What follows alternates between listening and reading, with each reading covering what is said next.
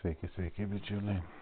Na ką, taip pat filmuoju iš savo darbo kambario, kur galandu, kur dirbu, kur peilius restauruoju.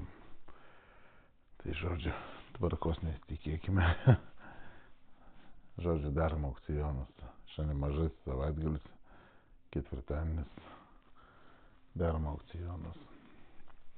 Pirmas aukcionas. Turiu jums pasiūlymui tokį galingą peilį. Kaltas plienas, labai galingas peilis, patogus, rankena patogi, pats peilis patogus. Sakyčiau, šitas peilis prie kepsninės naudoti, prie kazano, gamtoje kažkur tiek mėsai, tiek svogūnam, česnakam, morkom, o tokiam visam grubiam pjaustymui. Toks, savotiškai įdomus, didelis ir labai smagus. Gali naudoti ir didesnę ranką turintis žmogus, patogiai bus tikrai. Ir sakyčiau, toks, tikrai derantis prie griliaus.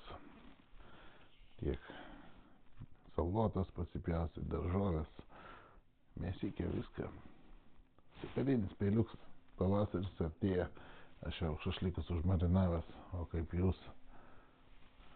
Statykit, įsigykit ir iki.